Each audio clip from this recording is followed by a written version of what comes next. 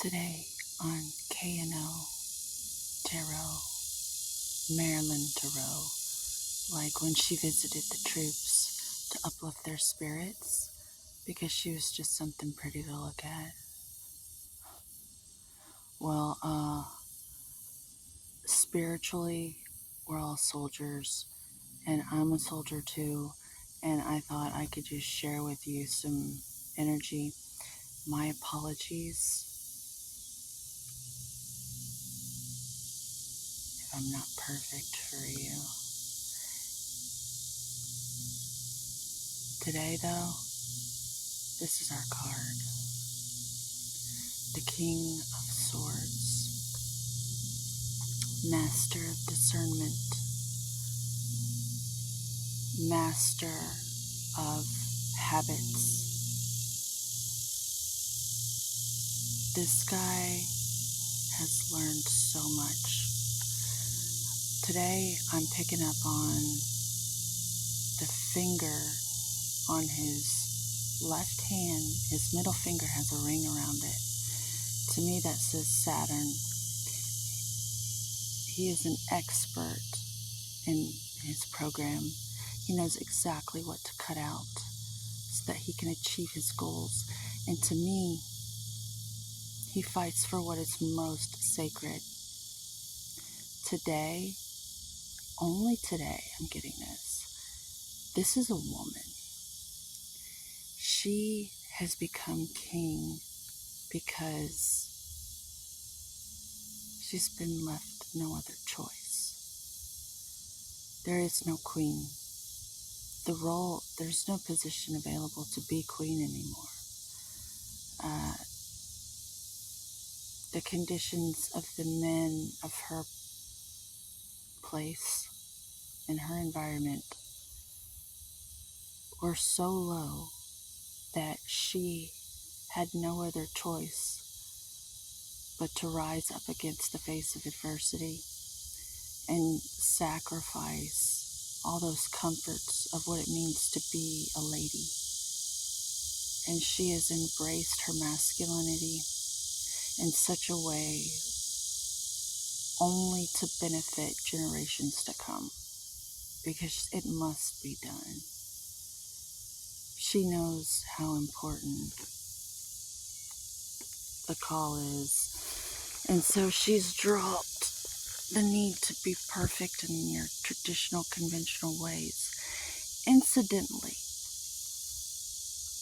it's bittersweet because fate has a sense of irony and a sense of humor, and it would seem the more that she does this, the more the men around her find her attractive, because she's given it all up. She has no time for it. I see the red shoes, I see the red scarf. She's mastered the art of war because she's had to, because no one else was doing it. She's commander-in-chief. I see the banner behind her on her chair, or it's her chair. And I see the angelic or fae realm, and they work with her exclusively. And she knows exactly who she's dealing with. She's like, you know how when you get signs and synchronicities, sometimes it's a trick. Like, it's just like, almost like a gluttonous, romanticized fantasy to get yourself some sort of pleasure in the moment. Like, I see people getting lost in the lights. Shiny object syndrome, maybe. She knows the difference between a sign, an activation, and skilled, artful procrastination through romance and fantasy. She knows. He knows. This also applies to men. And I say these things because I love men so much. And I know to get us out of this mess, the mess age, is for women to be strong so that we can strengthen the men. The more we put up with in men, the weaker they've become. Like, it's literally hurt them for us to go around trying to please them all the time so that they'll approve of us. Women have been so afraid of being the Debbie Downer and being called a bitch. And we wanted to keep our husbands. We didn't want them to cheat on us, blah, blah, blah. Trying to be the perfect woman. And we, hurt men really bad. And they may have even thought they wanted us to do this so that they could get low-hanging fruit. It's been a very abusive, emotional generation these past few generations. And we're becoming emotionally intelligent. That's the call right now. We are mastering the emotional realms as I speak. That is the trajectory. That's the call of the spirit of our times. That's the call to action. We must become emotionally intelligent in the inner worlds because we are able to do so now. We weren't able to do that before. We had to compartmentalize and just keep soldiering on to build all of these things so that we could feel prosperous. But really the true prosperity is the inner states. And so this is the master of the inner state. And just know that your sacrifices are not in vain. All the suffering that you've witnessed around you, that's made you certain that you must do whatever it is only you and your higher self have been called to action to do.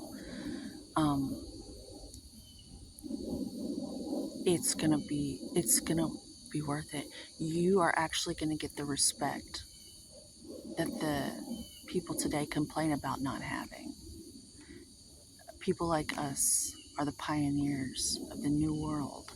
And I'm telling you, you going without and being laughed at and being just totally misunderstood when really you're a fucking champion, and they can't handle being around that. So they just simply must make something up, like you're a frigid bitch or something, when really you're looking ahead, generations upon generations ahead.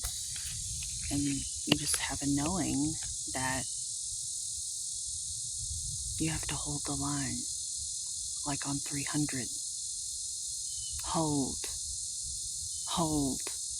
Take from them everything and give them nothing. It's time for discipline. Somebody's got to be the good authoritarian.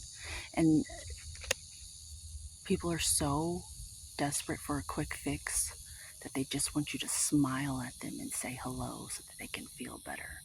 When really, they need to master their self and not need to say hello at all. Go for a walk like Jesus. We all just need to just go for a walk and leave other people alone and trust and have faith that we're all doing the work right now. We're all going through it.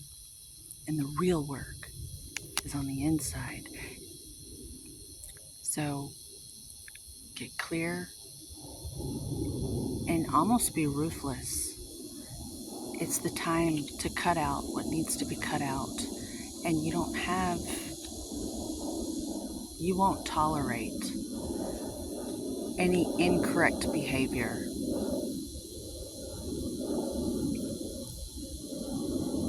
On a lighter note, I'm getting the vibes of Lucy Liu and Charlie's Angels, when she goes to that factory and she's the efficiency expert. Think of that vibe.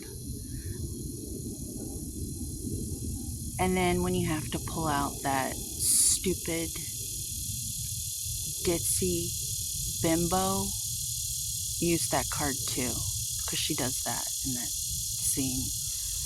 Can anyone show me? We still have that available in our back pocket if we need to use it. But let's try not to use that, okay? I love you to the King and Queen of Swords. You got this.